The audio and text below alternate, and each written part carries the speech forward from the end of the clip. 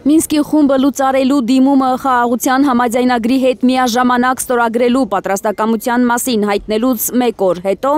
Նիկոլ Փաշինյանը Ադրբեջանի երկրորդ նախապայմանը կատարելու մասին է խոսում։ Հայաստանի նոր սահմանադրությունում չի լինելու հղում անկախության հռչակագրին։ Ուսումնասիրելով անկախության հռչակագրի տեքստը, այդ տեքստը նրա մասին է, որ Հայաստանի անկախ հանրապետություն, պետականություն չի կարող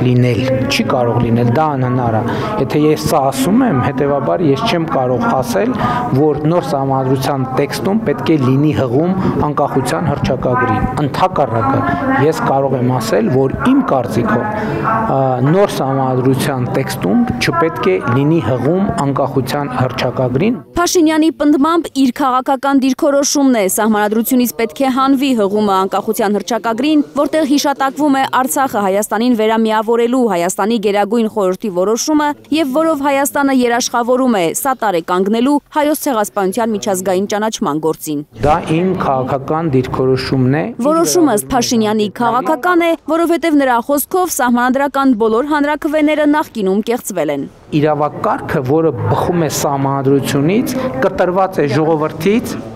Այսինքն, որպեսզի Հայաստանը անկախ պետականություն ունենա, պետք է սահմանադրությամբ հրաժարվի Արցախից եւ Հայոց ցեղասպանության ճանաչման միջազգային օրակարգից։ Ասել եմ, որ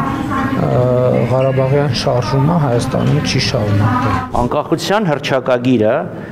մեր պետության ստեղծման անկյունակարն է եղել։ Այդ անկախության հռչակագրի ոգով է կերտվել մեր պետությունը։ Խորհրդարանական ընդդիմության կարծիքով ակնհայտ է Փաշինյանը սահմանադրությունը փոխել է ուզում Բաքվի թելադրանքով։ Նույն հնարքն է անում Փաշինյանը անդադար։ Սկզբից վայ չէ, ոչ մի դեպքում մենք տենց բան չենք անելու, հետո վայ կարող անենք, հիմա կարծում եմ կարելի է անել, հետո այդ ամեն ինչը հայտնվելու է տեքստում։ Դա մեկ, այսինքն նույն հնարքն է ինչպես արվեց Արցախի պարագայում։ Այո, դա ուղղակիորեն Ադրբեջանի պահանջն է եւ Փաշինյանը պատրաստ է գնալ ցանկացած իջման, ինչպես որ գնացել է նոյեմբերից 20 թվականից մինչեւ այսօր, որպեսզի պահի իր իշխանությունը, որպեսզի ինքը գնա ընտրությունների, իրան պետք է թղթի կտոր, որի վրա գրված կլինի խաղաղություն, անկախ նրանից, որ դա իր էությամբ լինելու է անվերապահ եւ բացարձակ կապիտուլյացիա։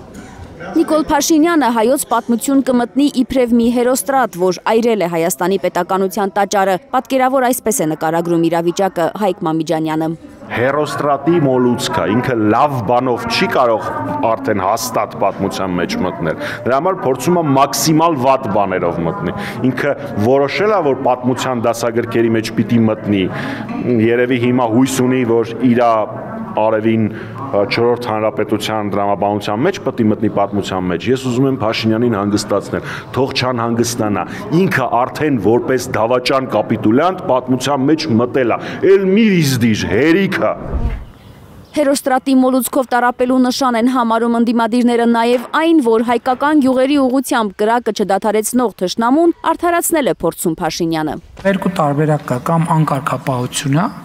կամ դիտավորյալ քաղաքացիական բնակչությանը ահաբեկելուն ուղղված գործողությունները։ Չեմ դադարի զարմանալ ՔՊ-ականների ունակությունից Ադրբեջանի փոխարեն ներողություն բառիս համար, բայց կռուտիտ լինելու ունակությունը։ Ինքը չի կարող ասի, գիտեք, այս խաղաղության գործընթացը կատաստրոֆիկ ձախողվել է։